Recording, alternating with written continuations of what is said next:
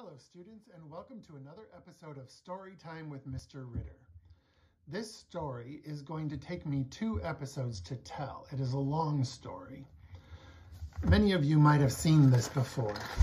It is called Resurrection Eggs, and it is a tool that students can make, or you can purchase a kit to help tell the story of Jesus' crucifixion and resurrection.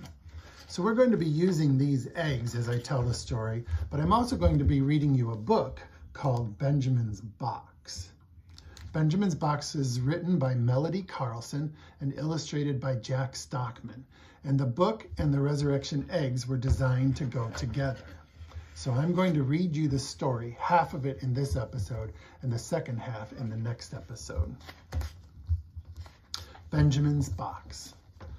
Long ago, in the faraway land of Palestine, there lived a boy named Benjamin. His small, humble home was nestled into a wall of other houses, almost hidden on a narrow back street in the bustling city of Jerusalem. Benjamin loved Jerusalem because God's temple was there. More than that, Benjamin loved God. His grandfather had taught him many things about God when he was just a tiny boy.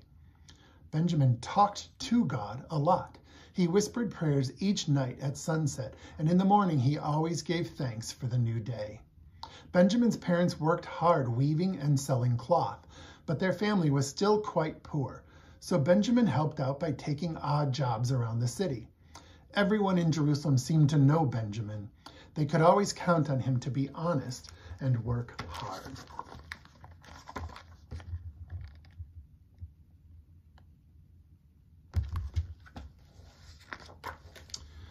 One bright spring morning, Benjamin sat outside in the sunshine.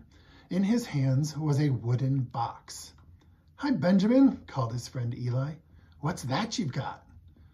"It's my treasure box," said Benjamin. "My grandfather gave it to me before he died last year. He said it is very, very special." Eli opened it and looked in. "There's nothing in it except for some old straw. How can this be a treasure box?" Benjamin shrugged.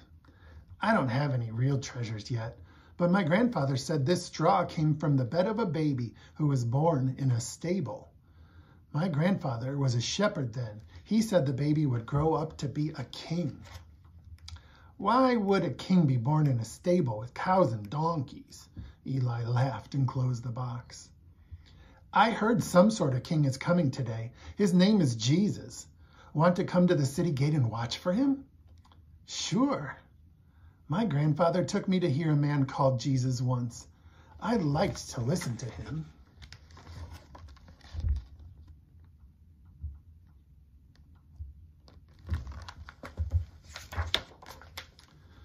Crowds were already lining the street. Some people cut palm branches from trees and handed them around.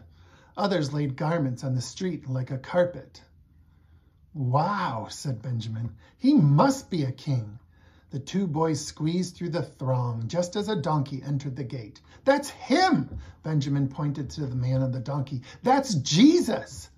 "Hosanna! Hosanna!" cheered the crowd as they waved their palm branches in the air. "Hail to our new king!" yelled an old man beside Benjamin. "Why does a king ride on an ordinary donkey?" asked Benjamin. The old man turned. "It means he comes in peace. Jesus has come to set us free. Hail King Jesus!" Benjamin looked into Jesus' face as he drew near. Jesus smiled back, as if they were friends. The donkey plodded along and Benjamin followed, pushing through the crowd to keep up. At last, he drew close enough to pet the donkey. A small tuft of hair came off in his hand. That night, Benjamin placed that bit of donkey fur in his treasure box.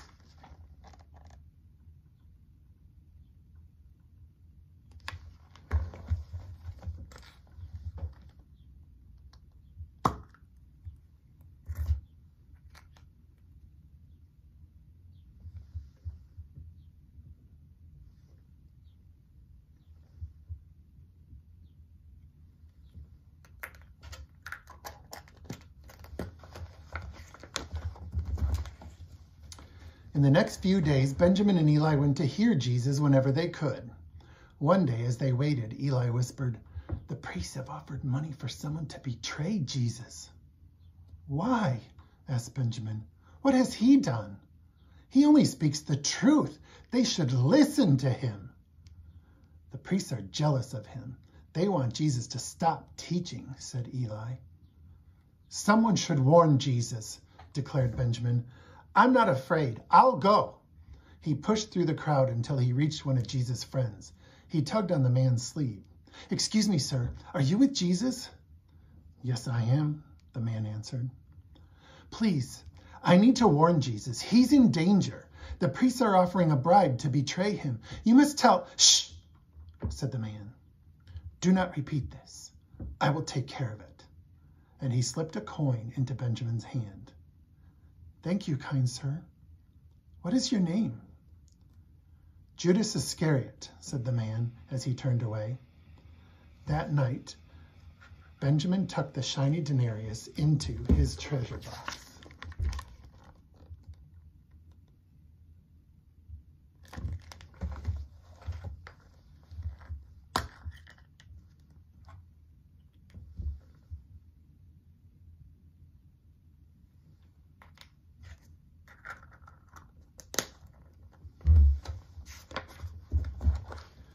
The next day, Benjamin was asked to help his aunt get ready for unexpected guests. They would be coming for Passover dinner. He went right to work carrying water jugs. "Did you hear the guest of honor is Jesus?" asked a servant girl. Benjamin's eyes opened wide. Imagine, to serve such an important man. He must work hard and do his very best. Two of Jesus' friends came to help, and Benjamin listened as they talked of Jesus. They loved him so much. Soon Jesus arrived and the supper began. If Benjamin listened carefully, he could hear some of their words. But what did Jesus mean when he said the wine was like his blood and would be spilled, and the bread was to be broken like his body? It made no sense. Then Jesus said someone would betray him. Benjamin smiled. He wasn't worried. He knew that Judas would prevent this. After supper, Benjamin found a broken cup. He saved it to remember the night that he served Jesus.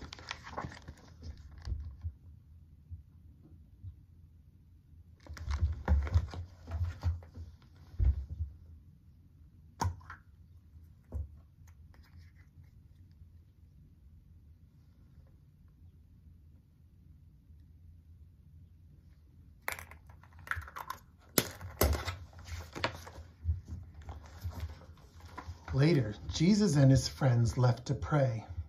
Benjamin wanted to pray too. He followed at a distance, watching as they finally stopped in a garden. Benjamin sat beneath an olive tree and broke off a twig. He couldn't hear Jesus, but he knew he was praying.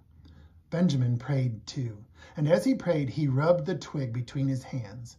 Before long, his eyelids grew heavy, and he soon fell asleep. Loud yelling startled Benjamin. He leaped up in time to see soldiers taking Jesus away. "Stop!" he cried. "You can't take him. He hasn't done anything." "Shh, boy," said one of Jesus' friends, holding Benjamin back. "What's wrong?" demanded Benjamin. "Why are they taking him?" "They want to question him." Benjamin pulled away. "Why didn't you stop them?" But the man just shook his head and walked away. All of Jesus' friends were gone now. Benjamin saw the smooth twig in his hand. "Dear God, please take care of my friend Jesus," he prayed as he walked. At home, he placed the broken cup and the twig in his treasure box.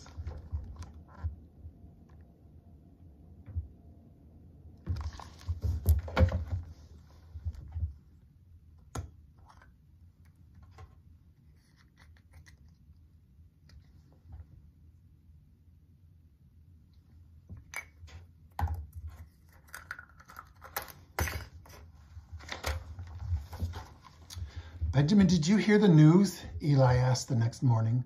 "They locked Jesus up. Everyone says that Judas Iscariot got a bunch of money to betray him. Benjamin gasped. He had told Judas about the bribe. Maybe this was his fault. He said goodbye to Eli and wandered through the city. What could he do?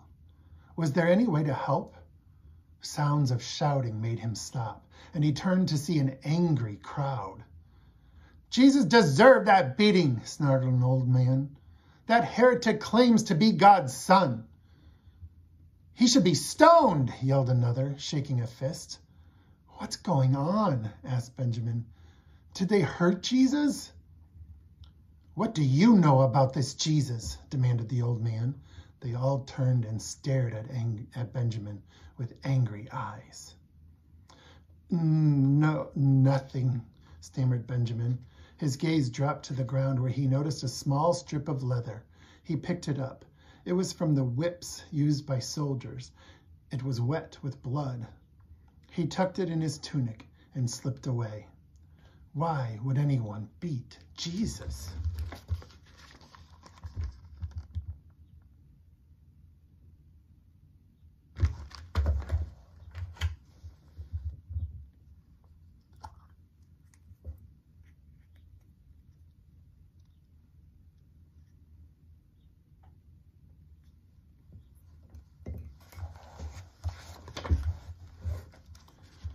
Benjamin continued to walk. If only he could make them release Jesus. But what could a small boy do? He heard loud cries as another crowd gathered at the end of the street. "Hail, King of the Jews!" yelled a soldier as Benjamin pushed his way past men and women. And there stood Jesus. Benjamin looked into Jesus' eyes as Roman soldiers threw a shabby robe over his beaten back. He expected to see hatred, but instead he saw only love. Just then a soldier shoved a crown of thorns onto Jesus' head, and another struck him with a stick. Benjamin's eyes filled with tears. Why were they doing this?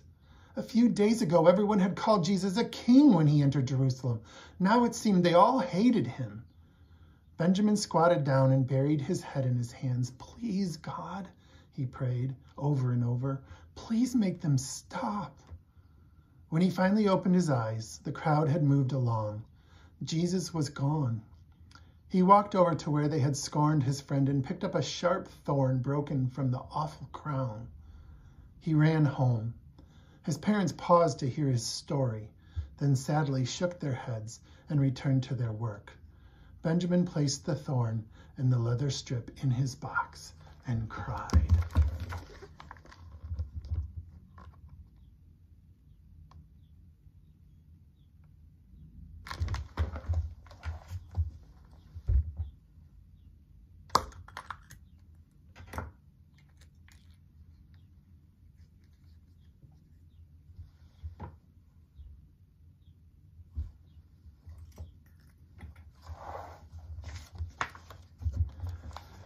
This is the end of part 1 of Benjamin's box. Come back tomorrow for part 2, and we'll go through the remaining of the 6 eggs and the rest of the story. Have a great day, everybody. You can do this. Go for it.